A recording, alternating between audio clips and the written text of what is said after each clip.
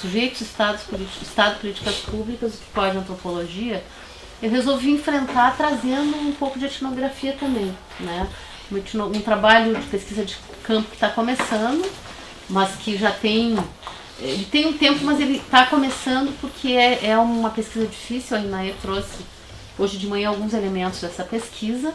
A gente tem uma equipe que está trabalhando no acervo do antigo Hospital Colônia Santana, então são arquivos não ativos, né? Os prontuários não são ativos. E essa equipe estou eu, a Mirella, a Inaê, que é bolsista de iniciação científica, que está trabalhando o primeiro livro de registros, né, que é de 1942, e a Camila Dias, que está trabalhando com as fotos, tem um acervo de mais de 1.500 fotos, vários vídeos, enfim, então ela está trabalhando com isso. E eu tenho trabalhado um pouco com esses materiais, a Mirella está trabalhando com a questão das crianças e jovens internados, e é muita gente também, e eu tenho trabalhado um pouco com esses materiais, principalmente com os prontuários, e o recorte que eu trago aqui é um pouco dos prontuários dos anos 40 e 50, e vou trabalhar mais especificamente 3 prontuários, né? E aí, assim, de alguma maneira esse trabalho, porque o desafio dele em relação à temática, né, Estado, sujeitos e políticas públicas, de alguma maneira ele está dentro de um desafio que é tentar abordar o Estado de baixo, né, e tentar construir instrumentos metodológicos para pensar o que seria uma antropologia das instituições. E no caso, com um desafio maior ainda, que é pensar essas instituições e essa vida institucional a partir de documentos, né, de arquivos e documentos, enfim. Então ela tem como objetivo principal, né, rastrear trajetórias de sujeitos, inclusive o título do trabalho é um pouco o trabalho que eu apresentei no Congresso da ALA, por Skype, já que eu não pude ir, que chama Por Dentro do Hospital Colônia Santana, rastreando sujeitos em uma instituição psiquiátrica, né? Então ela tem como objetivo justamente rastrear essas trajetórias de sujeitos que foram internados e viveram na instituição durante as décadas de existência do antigo Hospital Colônia Santana, que foi inaugurado em 41, funcionou de 42 a 96 como Hospital Colônia Santana, e em 96 se tornou o Instituto de Psiquiatria de Santa Catarina, que funciona até hoje como um hospital psiquiátrico, né? Então o objetivo é, através da documentação pesquisada, conhecer e dar visibilidade aos sujeitos englobados pela vida institucional, com ênfase nesse momento às mulheres. Então eu trabalhei bastante justamente prontuários de mulheres, dando continuidade a pesquisas anteriores focadas em uma antropologia feita na zona de confluência entre sujeitos do Estado, agenciamentos sociais e políticas públicas em saúde mental, entre instituições e reinvenções do cotidiano, entre controle, cuidado e autonomia. Essa pesquisa faz parte de um projeto mais amplo, justamente, que é o projeto do qual esse colóquio também faz parte. Então, de cara, 2 desafios etnográficos se colocaram para a gente, né? Um ligado à etnografia das instituições, especificamente de saúde, mas não só, né? Em especial aquelas instituições de internamento, encarceramento, asilamento, enfim. E o outro desafio é ligado, então, às dificuldades de uma etnografia em e de arquivos.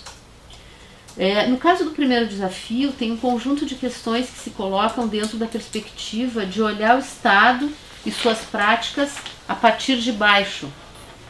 E uma delas é quais são os agenciamentos, práticas, resistências possíveis, principalmente por parte daqueles que, a princípio, e justamente por estarem lá internados, né, e enquanto estiverem lá, são vistos como destituídos de qualquer capacidade de agência própria, de autonomia e de autodeterminação. Sujeitos submetidos ao regime tutelar da instituição psiquiátrica, alguns com diversas entradas e altas, né, como a gente viu nos prontuários, outros que rapidamente foram colocados em condição de cronicidade e que, uma vez internados, nunca saíram, ou que, conforme os registros, tiveram como motivo de alta o óbito.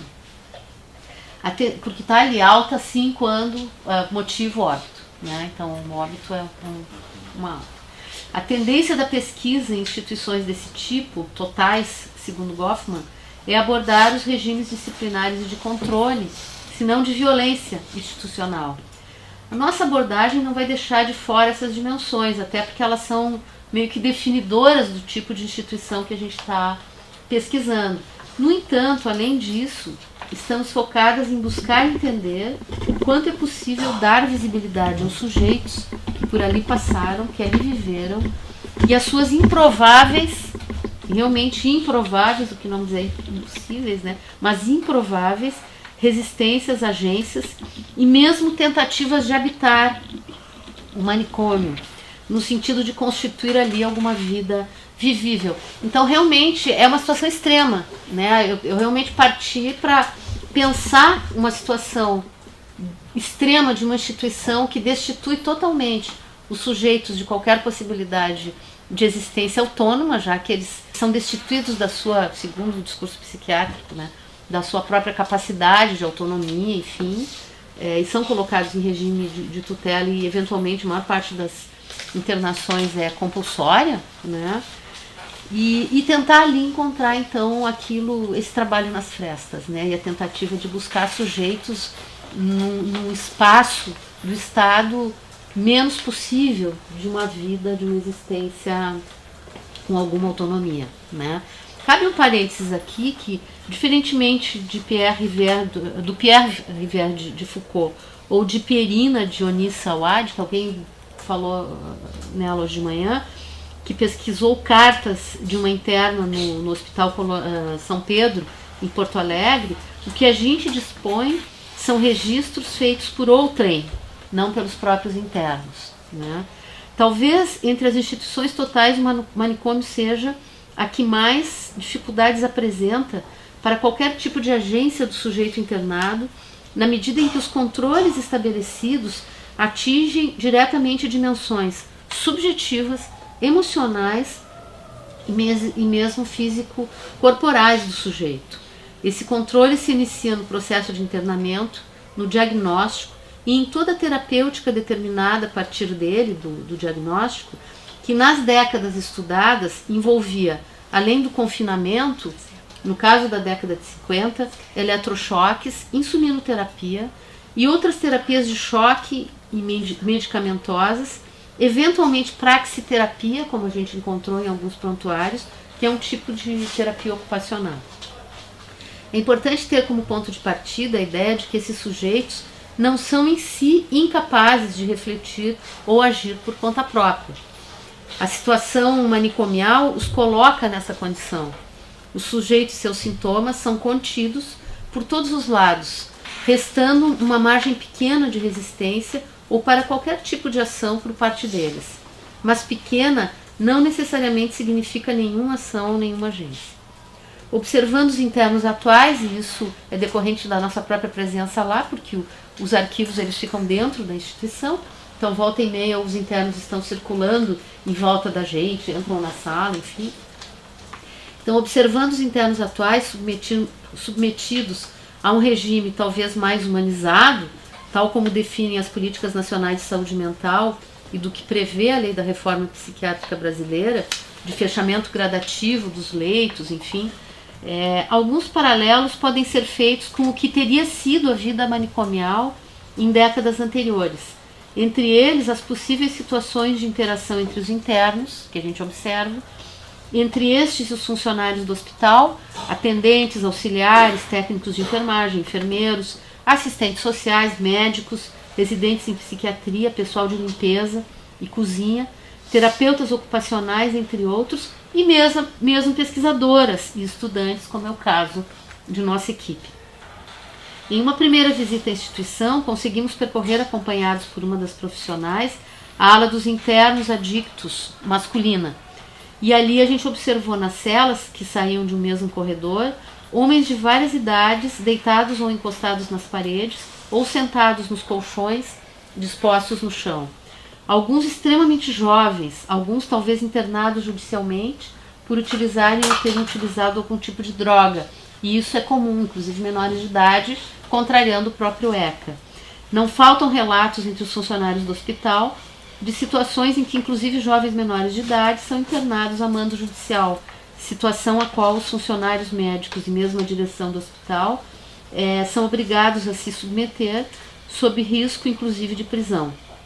A cadeia de hierarquias e de poderes que envolvem o hospital psiquiátrico vai além do próprio hospital, como se pode ver nessas situações, né? E aí o livro do Mário Teixeira, Hospício e Poder, que é um trabalho em sociologia feito sobre a história do Hospital Colônia Santana, ele é muito interessante. Em relação ao segundo desafio, a etnografia de ou em arquivos, a dificuldade central está ligada ao fato de se realizar uma etnografia em um espaço em que as pessoas e os sujeitos estão presentes apenas de modo indiciário, através dos registros, das marcas e das inscrições que deixam na instituição.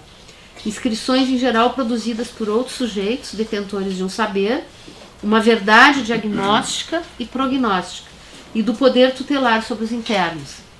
Na outra etapa da pesquisa, a gente pretende entrevistar antigos funcionários dessa instituição, né, que possam falar um pouco do período pesquisado. Mas, por enquanto, nossa pesquisa está no arquivo e já existe uma literatura sobre pesquisa etnográfica em arquivos. O próprio Transes, esse semestre, se dedicou um pouco a ler essa literatura, parte dela dialogando com discussões no campo da historiografia, em especial da historiografia no campo da saúde. Foucault também tem sido uma referência importante a partir das noções de enunciado, em sua reflexão sobre o arquivo e na abordagem arqueológica voltada para pensar as condições de surgimento de determinados enunciados. O enunciado, como propõe Foucault, é um conceito que nos ajuda a entender os regimes de verdade produzidos dentro da instituição psiquiátrica a partir de seus diversos mecanismos, da arquitetura e organização do espaço, aos diversos procedimentos que definem a rotina da instituição. E no caso da pesquisa, do arquivo também saem práticas, saem objetos, por exemplo, substâncias, máquinas, móveis, enunciados discursivos de todo tipo. O arquivo nos ajuda também a entender os modos de organização e distribuição dos enunciados. Por exemplo, os múltiplos formulários, os registros e fichas de controle de cada paciente, o formulário de registro de entrada, os prontuários organizados no modo de formulário, é muito formulário, cada vez mais detalhado, esquadrinhado, objetivado e racionalizado, à medida que as décadas vão se aproximando, né, do momento contemporâneo. Uma pergunta que se faz importante aqui é sobre que sujeitos estamos rastreando. Essa pergunta está diretamente relacionada ao modo como abordamos o arquivo, pensando para além do sujeito soberano, que seria típico de uma visão de arquivo como referente a uma verdade cristalizada e a uma história linear feita de continuidades. Não é esse sujeito que a gente busca. O documento nos permite, no primeiro momento, que é como diz o Moss, né, o indivíduo uno indivisível, a substância una indivisível. O documento nos permite, no primeiro momento, entender como se fala desse outro, ou desses outros, e das relações de poder que atravessam essa fala sobre o outro. No arquivo psiquiátrico, o prontuário, por exemplo, é produzido pelo médico, sujeito do saber do corpo e da mente do paciente, e que anuncia a verdade sobre ele, através do diagnóstico, das descrições sobre seu estado físico-mental, assim como enuncia acontecimentos importantes, o médico, no prontuário, necessidade ou não de internação, tipo de terapêutica, possibilidade de alta, saída do hospital ou mesmo óbito, né? Quem anuncia é sempre o médico, esses grandes acontecimentos. O que se faz aí é um deslocamento das subjetividades, não no sentido de encontrar um sujeito tal qual, mas de, na abordagem, na leitura do documento, um prontuário, por exemplo, problematizar a verdade que dele emerge, os modos como essa verdade é construída e os modos como dessa verdade se referencia um sujeito. Por outro lado, além disso, se para Foucault, onde há poder, há sempre resistência, onde e como pontuar essas resistências no caso dessa instituição? Onde estão e o que são essas resistências? E como a gente vai ver a partir da análise dos documentos, alguns signos aparecem. As fugas relatadas nos livros de ocorrências. O livro de ocorrência é um tipo de diário do hospital em que tudo que acontece em um determinado dia é anotado. As demandas dos internos de alta, a frustração das expectativas de tratamento, o desagenciamento, quando o paciente simplesmente abdica de qualquer tipo de ação. E aí a pergunta, não seria o desagenciamento uma forma de agência? Nesse sentido, a etnografia se coloca com uma dupla tarefa, que aos olhos do historiador poderia parecer paradoxal. De um lado, pensar o documento como acontecimento, tal como propõe Foucault, e pensar os vestígios encontrados nesses documentos como pistas para buscar, rastrear sujeitos em que, por exemplo, o paradigma indiciário de Carlo Ginzburg pode muito nos ajudar. O Ginzburg pesquisou nos arquivos da Inquisição, e justamente nesses arquivos ele vai encontrar nas respostas dos presos, né, e dos denunciados ao inquisidor algumas pistas para entender visões de mundo, organizações, enfim, né. Para os historiadores, juntar Ginzburg com Foucault é um absurdo, né? Mas como não somos historiadores, somos antropólogas, né? O Centro de Documentação e Pesquisa do IPQ, ele é também resultado de um acontecimento que a profissional responsável nos conta. Eliane, ela disse que em um determinado momento, parte desse acervo foi jogado fora por um diretor, porque ele precisava usar um determinado espaço, uma sala que estava sendo ocupada. Ele jogou tudo no pátio, esperando o caminhão de lixo levar. E ela juntou tudo, foi juntando, foi jogando numa outra sala, e aí começou o CEDOP, né? E que está em processo de organização, como a Inês falou. A gente faz mutirões de organização, de limpeza, vai com luva, enfim, né? Máscara, óculos para mexer no material, para conseguir produzir as nossas próprias condições de pesquisa, né? Essa organização do arquivo é um pouco isso. Além de livro de ocorrência, então, tem os que são relíquias, né? Tem também o livro de ocorrência, ele traz narrativas sobre fugas, rebeldias, punições, protocolos, rotinas, enfim, né? Tem os livros de registro, que é onde são registradas as entradas. Tem os prontuários e tem documentos produzidos como um relatório de gestão, fotografia, artes e textos produzidos pelos próprios internos, diários, enfim, né? Fotografias e álbuns, vou passar rapidamente por eles. Por exemplo, quando a gente começou a trabalhar as fotografias junto com a Camila, eu fiquei folhando com ela vários álbuns para a gente fazer uma seleção. E num primeiro momento a gente queria pegar fotos do cotidiano da instituição, né? Só que aí começou a aparecer muita foto de festa e de passeio, que a gente num primeiro momento queria descartar, e a gente começou a perceber que justamente nesses álbuns, nessas fotos de festas e comemorações, começou a aparecer situações de troca afetiva, de interação, de brincadeira, de reinvenções de si através do uso de fantasias e maquiagens. Em tudo que é festa eles se maquiam e usam fantasia. A gente chegou a uma foto de um rapaz novo, vestido e maquiado como uma mulher, um crossdresser, né? Pessoas dançando no baile, casais hétero ou mulheres dançando com outras mulheres, como se costumava fazer nos bailes de antigamente. Então, o lúdico imprevisto nos protocolos hospitalares, como resultado, então, de uma agência e iniciativa dos funcionários do hospital, mas que lá na ponta da vida cotidiana da instituição reinventa uma política pública. Porque o baile não está na política pública, mas ela acaba se tornando uma política pública quando ela é organizada dentro da instituição, né?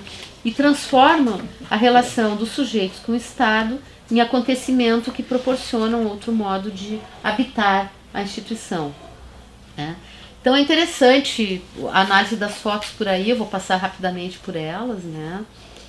O outro são os livros de registro, que a Inaê está trabalhando especificamente o livro número 1, e que são, quando os primeiros registros foram feitos, os primeiros 311 internos do Hospital Colônia Santana são internos de 2 outros hospitais, chamados hospícios, né? O Hospício de Brusque, que era o Hospício Azambuja, e o Schneider de Joinville. Então todos os internos desses 2 hospícios foram transferidos para a Colônia Santana em 1942. Aí tu tem justamente em 6 de janeiro de 1942, praticamente tem centenas de internações nesse mesmo dia, né? E justamente a Anaí está trabalhando com os prontuários de mulheres, né? Como ela falou hoje de manhã. E tu está trabalhando também os de crianças e adolescentes, década de 50 mais ou menos, tem trabalhado, né? E eu estou trabalhando os prontuários, e aí, chegando finalmente lá, né? Com ênfase nos prontuários de mulheres. E mesmo os prontuários que não são mais ativos, como é o caso da nossa pesquisa, eles são um tipo de documento de mais difícil acesso no hospital. Foi só depois de algum tempo de início da pesquisa que a gente conseguiu autorização, por exemplo, para acessar os prontuários, tanto os físicos quanto os digitalizados.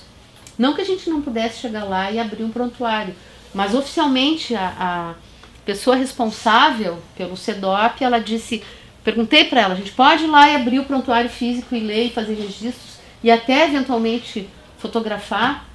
Ela disse sim, né? Se bem que a questão da fotografia ficou meio ambígua. E no caso do prontuário eletrônico, ela nos deu a senha para a gente ir lá, abrir o prontuário. Não pode fazer download, mas a gente pode abrir e escrever. Então, por exemplo, a última vez que eu fiquei praticamente transcrevendo 2 prontuários inteiros que um deles eu vou trabalhar aqui, né?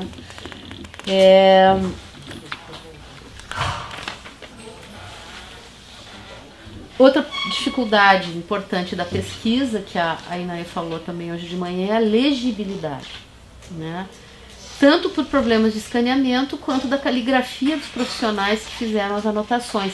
E aí tem toda uma discussão sobre a escrita médica, né? Eu discuto isso em outros artigos, sobre o secreto da escrita médica, né? Que é uma coisa que vem lá dos gregos. Tem um texto legal que eu acho que é do Detienne, Marcel Detienne, sobre a escrita de Hipócrates, que ela vai falar da ilegibilidade, né, da escrita médica, que eu acho que é uma das questões que a gente vai ter que problematizar. Então, dos prontuários que eu acessei, eu selecionei 7 que eu transcrevi integralmente para análise. 2 prontuários dos anos 40 e 5 prontuários da década de 50, com 2 internações em 50 e 2 em 53. E uma em 56.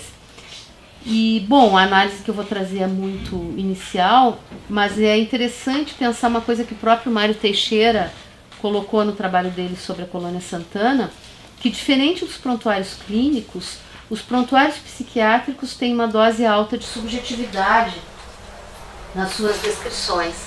E eu percebi isso também, sobretudo nas partes mais descritivas dos prontuários, em que são apresentados os exames físicos, psíquicos e o HDA, que eu levei um tempo para tentar entender o que era o tal do H.D.A, e que na verdade é a história da doença atual. E ali todo tipo de coisa é narrada, né? Então é interessante. Provavelmente vindo das narrativas das próprias pessoas que levam os internos. Os prontuários em geral têm uma parte de perguntas mais objetivas, com espaço delimitado, ligadas a dados pessoais do interno, prescrições terapêuticas e medicamentosas, né? Em que observei, no caso da década de 40, não só diferentes medicamentos psicotrópicos, como várias tinturas fitoterápicas, como tintura de ópio, de boldo, de abacateiro, de beladona, de valeriana, super recorrentes nos prontuários. E uma parte mais narrativa, descritiva, com perguntas específicas e mais genéricas e com espaço narrativo para anotações dos médicos. Junto a esse prontuário, no caso dos anos 40, tem uma parte chamada esquema de constituição, em que eram anotados dados antropométricos do paciente, como circunferência e diâmetro do crânio, altura da face, comprimento e largura do nariz, largura e circunferência do peito e do abdômen e tipo morfológico, né? Então essa era um adendo do prontuário dos anos 40. O prontuário dos anos 50 não apresenta esse último formulário, mas traz uma tabela de aplicação de eletrochoque e outra de insulinoterapia. Não observei mais as tinturas entre os medicamentos, mas a inclusão de novos medicamentos psicotrópicos, tema que eu vou falar em outro momento. Outra novidade é a inclusão de uma parte diferenciada do formulário para homens e mulheres, referentes à vida sexual ou vida reprodutiva e filhos numa folha chamada Folha de Informação sobre o Doente. A principal diferença entre a parte destinada aos homens é a pergunta exclusiva para os homens: em que idade teve os primeiros contatos sexuais? Essa pergunta não consta na parte das mulheres, mas outras sim, referentes à idade da primeira menstruação, duração da menstruação, regularidade, se tem ou não cólicas, hemorragias e idade de casamento, pressupondo então que o primeiro contato sexual se dá no casamento. Então vejam que o próprio formulário ele também é impregnado de valores, né? Número de filhos mortos e número de abortos. E essa última pergunta do formulário dificilmente está em branco no caso de mulheres casadas, ou seja, em se tratando de mulheres casadas sempre há abortos, né? E eles constam no formulário. Desses prontuários, então, eu vou me deter no pouco tempo que me falta em 3. Estou utilizando nomes fictícios e do local exato de procedência, apesar da antiguidade dos prontuários. São relatos muito breves e análise desses prontuários ainda bastante inicial. O primeiro é Clara. Clara ingressou na colônia em 53, com 37 anos, casada de instrução primária, católica, 4 filhos vivos, 3 mortos e 2 abortos. Diagnóstico de PMD, psicose maníaco-depressiva. Na pergunta sobre o temperamento antes da doença, aparece como alegre e trabalhadeira. E na pergunta sobre conduta com família, amigos, sexo oposto em casa e no trabalho, aspas, muito boa e muito divertida, fecha aspas. Até aqui, resposta à pergunta sobre ato extravagante, que é uma das perguntas do formulário, ato extravagante, 2 pontos, né? Que é começou, aí está escrito, começou a só querer sair e um dia tirou-se no mar. Ato que aparece no HDA, que é a história da doença atual, como tentativa de suicídio. Outra anotação importante é sobre a ausência de relatos de alucinação ou escuta de vozes. No exame psíquico, um dia após a internação, está anotado que encontra-se em estado de gestação. Iniciou o tratamento de eletrochoque 4 dias após a internação, interrompido em função da gravidez. Anotação em 29 de 7 de 53. A eletroconvulsoterapia foi interrompida devido ao estado de gestação, só que eles já sabiam que ela estava gestante. Em 12 de agosto está anotado, aspas, está entrando em fase de depressão novamente. Em 9 de setembro, não melhorou por não poder fazer tratamento intensivo devido à gestação. Aí em 20 de outubro, uma anotação muito rápida e forte, vamos fazer eletrochoque.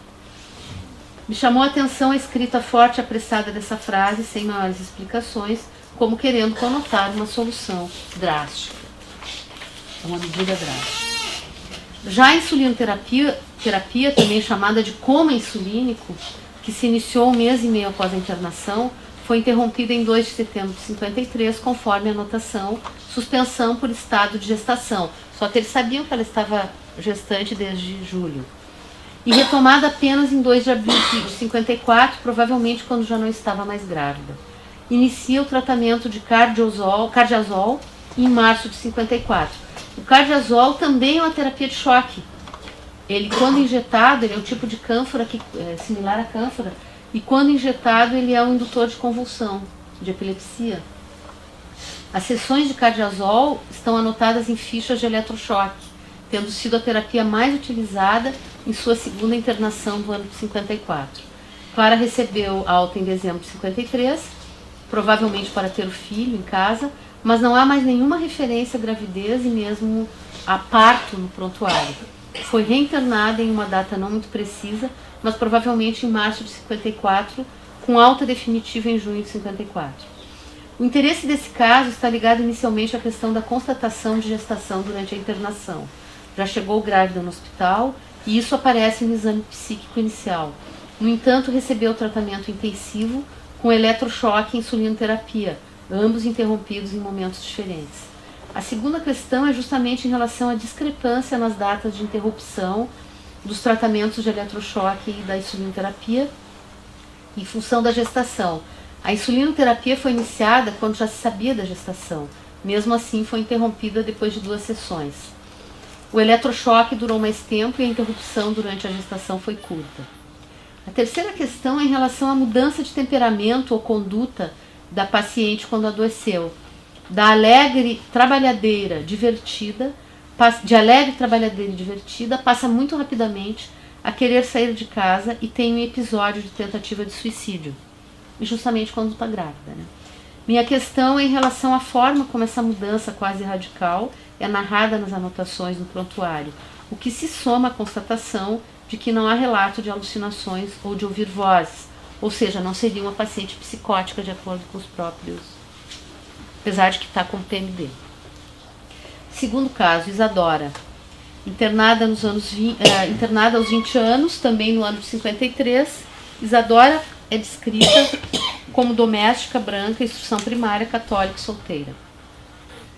O aspecto interessante de seu prontuário é o modo como é descrita e como suas atitudes são narradas e classificadas com uma ênfase grande em detalhes corporais e de conduta. Já no exame somático é descrita como biotipo atlético, vestes em desalinho, mucosas ligeiramente descoradas. No exame psíquico, agitação psicomotora desorientada no tempo e no espaço. E como antecedente mórbido hereditário, que é um dos itens do prontuário, o avô materno era portador de doença mental. No HDA histórico da doença atual, está escrito, desde criança com gênio perverso, sendo muito castigada pelos pais. Praticou o corte de cabelo que era longo. Foi noiva 2 vezes, desfazendo o noivado por não concordar em ser submissa. Está escrito no prontuário. E mais adiante, na pergunta como começou a doença, um dia olhando para o irmão que estava escrevendo, cortou os cabelos e logo após jogou-se na água. Novamente, o que leva à internação seria uma tentativa de suicídio, também na água, precedida nesse caso do olhar sobre o irmão que lê e no ato de cortar os próprios cabelos. Então todos esses encadeamentos na narrativa são interessantes. Além disso, toda a descrição de seu temperamento e conduta acentua que seria uma pessoa perversa, má e que não se casou porque não gosta de ser submissa. No acompanhamento de seu tratamento, sua conduta continua sendo alvo de anotação. Aspas, informa estar com amenorreia há 2 meses, que é a interrupção da menstruação, né? O que poderia ser um alerta de gravidez. Então, informa estar com amenorreia há 2 meses. E logo após, aspas, atualmente tem tido conduta extravagante dentro do hospital, né? Esse é um exemplo da dimensão subjetiva de parte do prontuário psiquiátrico. No entanto, mais que subjetiva, o que encontramos no caso de Isadora são componentes sociais e culturais do que se espera de uma jovem mulher de 20 anos no ano de 1953. Vamos então ao terceiro prontuário. Dá tempo? Conceição. O prontuário de Conceição indica que foi internada aos 48 anos. De instrução nula, conforme escrito, católica, com informante no momento da internação, o marido sempre tem um informante, né? É descrita como, aspas, calma, deprimida, respondendo às perguntas em idioma alemão. Fecha. Depois, aspas, fisionomia rígida, lábios voltados para baixo. Já havia sido internada também aspas, né? Não, aí não é mais. Já havia sido internada 2 vezes e desta vez a internação foi provocada por uma nova crise forte, conforme está colocado ali. Fala sozinha, tentou suicidar-se, está na menopausa. Tudo isso são anotações do prontuário. É diagnosticada com PMD/melancolia. Aspas, tem alucinações auditivas, as vozes dizem que jamais ficará boa, fecha. E talvez o dado que mais tenha me chamado a atenção em todo o prontuário, na resposta ao item antecedentes mórbidos hereditários, é informado que, aspas, tem um filho internado neste hospital, fecha aspas. O tratamento básico, como nos demais casos descritos, é o eletrochoque. Então, já concluindo, os prontuários do hospital seguem um roteiro formal de itens a serem preenchidos, tabelas de aplicação de tratamentos, exames clínicos, divididos em somáticos e psíquicos, respostas aos tratamentos. Algumas anotações são extremamente sintéticas, outras se estendem. No caso das mulheres casadas, geralmente o informante é o marido. De tudo que é narrado, há escolhas por parte de quem anota as informações. Algumas são descartadas, outras se tornam relevantes a partir do momento em que ganha o registro no documento individual que traz as informações daquela pessoa dentro do hospital. É nesse documento que o médico anota suas observações, diagnóstico, prescrições, e ele e outros médicos consultam para fazer o acompanhamento e novas prescrições. Nota-se uma especial atenção ao controle das questões ligadas à vida reprodutiva. E as mulheres fazem o exame de urina bastante frequentes dentro do hospital. Se está menstruando ou não, gestação, menopausa, abortos, número de filhos. Como eu falei, né, a diferença da relação entre os pacientes homens, o que se pede às mulheres.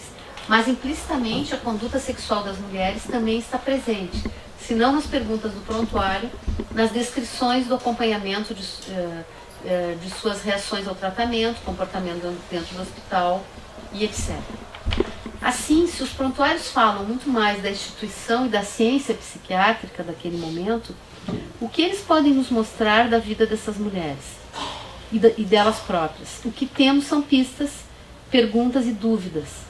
A mãe que é internada onde está o filho, a jovem que desfez noivado 2 vezes porque não quer ser submissa, a mulher grávida que se atira no mar. No momento posterior da pesquisa, a gente pretende cruzar os dados dos prontuários com outros documentos, buscar rastrear esses sujeitos, por exemplo, nos livros de ocorrência, o diário do hospital. Talvez ali haja algum registro sobre a atitude extravagante de Isadora mencionada no prontuário. Buscar essas conexões, mais que preencher lapsos ou espaços em branco nos prontuários, é tentar recontar outra história do manicômio, outras histórias, para além da disciplina, do controle, das violências institucionais, onde há poder, há resistência.